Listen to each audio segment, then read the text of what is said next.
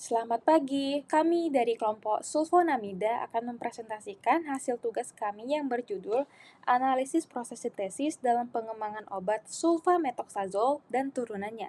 Presentasi ini disusun sebagai bagian dari pemenuhan tugas mata kuliah kimia organik yang dibimbing oleh Ibu Karnela Satri dan Ibu Veronia Reni Sirana. Sebelum saya masuk ke materi, saya akan memperkenalkan anggota kelompok sulfonamida terlebih dahulu, yaitu ada Altavia, Darren, Falah, Vira, Frislin, Jenis, Jovan, saya sendiri Septereni, dan Cepanya. Kepada pemateri, saya persilahkan. Pada penelitian ini, kami melakukan sintesis dan modifikasi senyawa sulfamethoxazole atau SMS untuk meningkatkan aktivitas antibakteri dan juga mengembangkan sistem biosensor. SMX dimodifikasi melalui reaksi Schiff, lalu diuji terhadap bakteri gram positif dan gram negatif. Hasil pengujian menunjukkan bahwa turunan SMX ini memiliki aktivitas antibakteri yang tinggi. Kemudian, senyawa turunan ini digabungkan dengan mikropartikel hidrogel polietilen glikol menggunakan reaksi Klik. Gabungan ini menghasilkan biosensor yang efisien dalam mendeteksi senyawa sulfonamida di lingkungan. Apa itu sulfonamida? Sulfonamida atau SN termasuk dalam golongan penting obat antimikroba sintesis secara farmakologis, seperti antikarbonat anhidrase dan anti-T-dihidrotetroat sintetase. Sulfametaxazole atau SMX merupakan salah satu golongan antibiotik sulfonamida.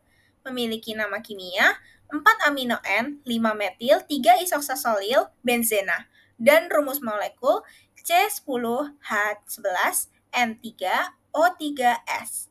Dan berikut adalah gambaran dari rumus molekulnya. Nah, selanjutnya apa sih tujuan dari sintesis sulfamethoxazole? Nah, yang pertama itu karena dalam beberapa tahun terakhir banyak kasus resistensi yang terjadi, sehingga dibuatlah sintesis ini agar mendapatkan aktivitas antimikroba yang lebih baik. Nah, yang kedua itu untuk mengatasi teknik instalasi pengolahan air limbah yang tidak cocok untuk mendegradasi sulfonamida. Nah, hal ini mengakibatkan berbagai lokasi menjadi kontaminan antimikroba, yang mengakibatkan munculnya strain bakteri yang resisten terhadap antibiotik. Nah, yang terakhir itu adanya masalah pengukuran dan analisis yang membutuhkan banyak waktu, tenaga, dan biaya, yang membatasi pemantauan secara luas. Sehingga dibuatlah sintesis ini agar menghemat waktu, tenaga, dan biaya. Dan untuk metode yang digunakan pun untuk penelitian terbagi menjadi 4. Ada model penelitian, metodologi penelitian, waktu penelitian, dan kriteria jurnal yang digunakan. Di model penelitian, penelitian ini dilakukan dengan metode studi literatur deskriptif yang bertujuan untuk mengkaji sintesis dan pengembangan senyawa turunan sulfamethoxazole. Di metodologi penelitian, penelitian ini menggunakan literatur yang didapatkan melalui platform Google dengan kata kunci sulfamethoxazole sintesis. Literatur kemudian dikaji dan dianalisis menjadi kajian yang utuh. Dan yang ketiga ada waktu penelitian. Penelitian ini dilakukan dari bulan Januari hingga April 2025. Kegiatan itu meliputi memilah jurnal, memahami isi jurnal, menyusun kerangka tulisan, dan tulisan, serta revisi artikel. Terakhir ada kriteria jurnal. Jurnal yang kami pilih pun diwajibkan memiliki membahas langsung topik sintesis atau modifikasi sulfamethoxazole, lalu menyajikan data eksperimen dalam bentuk mekanisme reaksi, hasil karakterisasi, maupun aktivitas antibakteri. Lalu, literatur yang digunakan bisa dapat diakses secara penuh. Nah, sekarang saya akan menjelaskan tentang sintesis sulfamethoxazole melalui kondensasi dengan 3,4 dihidroksibenzaldehyde. Nah, senyawa 4,3,4 dihidroksil benzin amino N5-metil 1,2 oksazol 3-yl benzen sulfonimid ini disintesis melalui reaksi kondensasi. Reaksi ini dilakukan antara 4 amino N5-metil 1,2 oksazol 3-yl benzen sulfonimid dengan 3,4 dihidroksil benzaldehyde dalam pelarut asam asetat glasial dan dijalankan dengan metode reflux selama 3 jam. Secara mekanistik, reaksi diawali dengan serangan gugus amino aromatik terhadap gugus karbonil dari aldehida. Nah, interaksi ini tuh membentuk senyawa yang dikenal sebagai intermediate aminol. Intermediate ini mengalami eliminasi yang kemudian menghasilkan ikatan imina atau gugus basa Schiff. Produk akhir dari reaksi ini merupakan turunan imina yang menggabungkan dua sistem aromatik yaitu cincin fenolik dari aldehida dan cincin benzen sulfonimida yang terhubung dengan gugus 1,2 oksazol. Selain daripada sintesis obat sulfamethoxazole melalui reaksi kondensasi, kelompok kami juga mengkaji jurnal penelitian lain yang membahas tentang sintesis obat sulfamethoxazole, secara khusus turunannya, melalui reaksi kopling atau penggabungannya dengan mikropartikel hidrogel. Proses sintesis yang satu ini terdiri dari beberapa tahap utama. Yang pertama, sintesis dari turunan obat sulfamethoxazole itu sendiri, kemudian persiapan mikropartikel hidrogel, dan reaksi kopling antara turunan sulfamethoxazole dengan mikropartikel hidrogel. Nah, pertama-tama saya akan menjelaskan terlebih dahulu proses sintesis turunan obat sulfamethoxazole yang dilakukan dengan metode sintesis de novo, yaitu proses sintesis suatu produk yang melibatkan bahan-bahan penyusun yang sederhana. Nah, kita juga bisa lihat di gambar ini, terdapat dua reaktan, yaitu yang pertama ada 4 box amino benzel sulfonyl klorida yang ditunjukkan pada gambar pertama, dan ada juga metil 3 amino 1,2 oksazol 5 karboksilat yang ditunjukkan pada gambar kedua. Nah, kedua reaktan ini akan bereaksi, di mana secara spesifik gugus sulfonyl klorida atau gugus SO2Cl dari reaktan 1 itu berikatan dengan gugus amina primer atau gugus NH2 dari reaktan yang ditunjukkan pada nomor 2. Nah, kemudian akan menghasilkan produk utama yang ditunjukkan pada gambar nomor 3. Reaksi ini sendiri dapat terjadi karena reaktan ini keduanya dilarutkan atau diaduk dalam piridin anhidrat kering selama 24 jam dalam suhu ruang. Nah, mengapa digunakan piridin anhidrat kering? Karena pada proses pelarutan ini, piridin anhidrat kering itu berperan penting sebagai basa tambahan, katalis, dan juga pelarut yang mendukung proses terjadinya reaksi. Nah, selain itu, piridin anhidrat juga dapat membentuk spesies piridinium aktif yang kemudian mampu meningkatkan sifat elektrofilik pada gugus sulfonyl klorida, sehingga gugus sulfonyl klorida itu lebih mudah diserang sama gugus amina yang bersifat nukleofilik. Kemudian, piridin anhidrat juga mampu menghambat reaksi hidrolisis sulfonyl klorida, sehingga reaksi utama yang diharapkan di sini sesuai gambar dapat berjalan dengan optimal tanpa adanya hambatan dari terjadinya reaksi hidrolisis sulfonyl klorida. Nah, selanjutnya, produk pada gambar yang ditunjukkan dengan nomor 3 yang terbentuk dari reaksi sebelumnya, di sini mengalami reaksi saponifikasi, di mana reaksi saponifikasi merupakan reaksi hidrolisis asam lemak dengan bantuan basa kuat. Nah, pada reaksi ini, basa kuat yang digunakan adalah LiOH. Jadi, untuk membentuk reaksi ini, pada awalnya produk nomor 3 itu dilarutkan terlebih dahulu dalam tetrahidrofuran atau THF atau metanol, yang kemudian ditambahkan juga LiOH di situ sebagai basa kuat, kemudian diaduk selama 18 jam dalam suhu ruang. Setelahnya dilakukan berbagai tahapan proses lanjutan meliputi ekstraksi, penyaringan, dan pengeringan hingga didapat produk yang ditunjukkan pada nomor 4. Nah, kita bisa lihat juga bahwa terdapat perubahan dari gambar nomor 3 ke gambar nomor 4.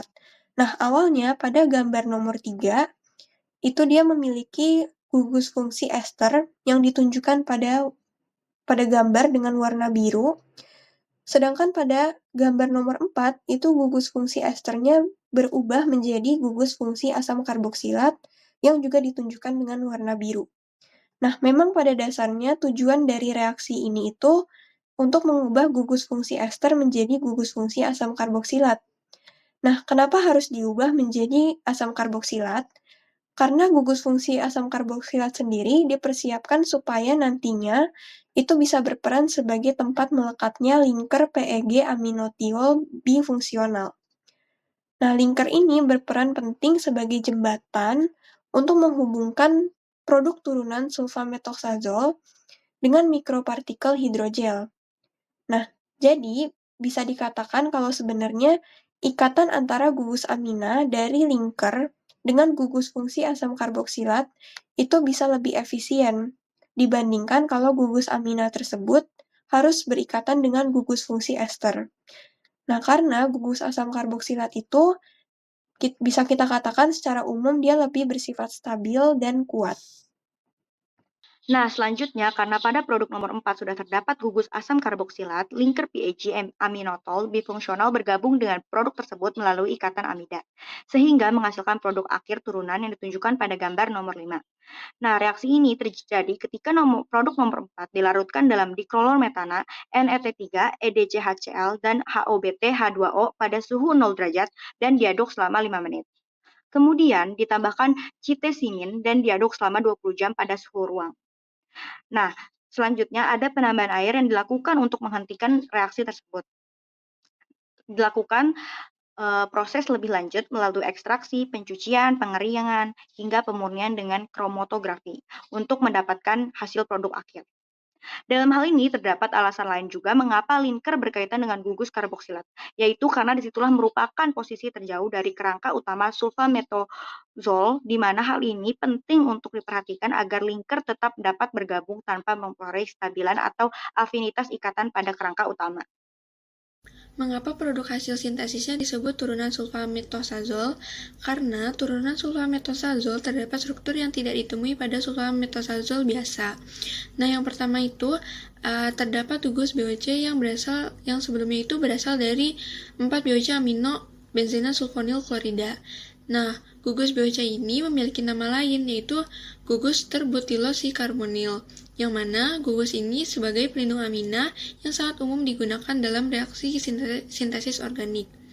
Kemudian, pada strukturnya ini terdapat gugus asam karboksilat yang berikatan dengan linker PG aminotiol difungsional, yang mana gugus ini tidak terdapat pada sulfametosazol biasa. Sebelum disintesis menjadi turunan sulfametosazol, perlu penyiapan mikropartikel hidrogel. Nah, yang pertama itu, mikropartikel hidrogel berbasis PG disiapkan dengan sintesis mikrofluida menggunakan 4 lengan PG tiol dan 4 lengan PG melamid. Nah, kemudian mikropartikel hidrogel fungsional sulfametosazol dilakukan dengan reaksi kimia kliktiolena yang termasuk jenis reaksi yang ringan dan cepat. Kemudian, gugus melamid yang tersisa setelah polimerisasi mikropartikel hidrogel ini untuk menghentikan sulfametosazol si fungsional tiol. Nah, akan tetapi pada gugus melamid yang ini rentan terhadap air dan mudah memutus setelah adanya penyatuan. Oleh karena itu, gugus melamid ini diperkuat dengan linker bismelamid. Selanjutnya adalah reaksi coupling atau penggabungan turunan sulfamethoxazole dengan mikropartikel hidrogel. Nah, pada tahap ini akan terjadi reaksi penggabungan bismalamida ke mikropartikel hidrogel untuk memperoleh mikropartikel hidrogel fungsional malamida. Kelompok tiol yang lebih stabil yang tersisa setelah sintesis mikropartikel digunakan kembali untuk menggabungkan penghubung bismalamida. Melalui cara tersebut, kelompok malamida akan dihasilkan pada mikropartikel hidrogel sebelum penggabungan SMX-DER yang difungsikan dengan tiol. Dengan prosedur ini dapat memungkinkan penyesuaian langsung jenis dan panjang penghubung dengan dilakukannya penukaran penghubung bismalamida dan dapat digunakan juga untuk menyempurnakan afinitas pengikatan molekul yang digabungkan dengan mikropartikel hidrogel ke pasangan pengikat targetnya. Nah, untuk langkah yang terakhir, gugus pelindung BOC dari SMX-DER yang diimobilisasi terpecah dalam kondisi asam untuk mendapatkan mikropartikel hidrogel fungsional SMX. Penggabungan SMX-DER ke mikropartikel hidrogel PEG menggunakan penghubung bifungsional 1,11 bismalamida 369 trioaxone dekan. Diawali dengan fungsionalisasi awal Mikropartikel di mana penghubung bismaleimida dikopling ke gugus tiol pada permukaan mikropartikel hidrogel melalui reaksi tiol-Ene-Klit. Langkah ini menghasilkan mikropartikel dengan gugus maleimida baru yang stabil. Lalu selanjutnya akan terjadi pengikatan SMX-DER, yang dimana nantinya SMX-DER yang merupakan turunan sulfamethoxazole dengan gugus tiol akan direaksikan dengan gugus maleimida pada penghubung. Proses ini dilakukan dalam campuran aseton atau HEPAS 1:3 selama 1 jam menggunakan ikatan kovalen yang stabil antara SMX-DER dan mikropartikel. Nah, jadi dari tadi pembahasan yang sudah dipaparkan dari kelompok kami mendapat kesimpulan bahwa terdapat dua metode sintesis turunan dari sulfamethoxazole yang sudah dikembangkan. Metode pertama oleh El Masudi et al. 2021 menggunakan reaksi kondensasi antara senyawa amina aromatik dan 3,4 dihidroksil untuk menghasilkan senyawa imina yang mengandung cincin fenolik dan benzen sulfonamida. Sedangkan untuk metode kedua yang dilakukan oleh Riel et al. 2023 melibatkan sintesis senyawa SMX-DER melalui tahapan reaksi antara senyawa sulfonyl klorida dan oksazol. Dilanjutkan dengan reaksi saponifikasi, lalu reaksi kopling dengan linker PEG aminotiol, serta penggabungan dengan mikropartikel hidrogel yang berbasis polyethylene glycol atau PEG menggunakan reaksi Klit-Tiol-N. Nah, proses ini diakhiri dengan penghilangan gugus pelindung BOC untuk menghasilkan mikropartikel hidrogel fungsional SMX yang siap untuk diaplikasikan lebih lanjut.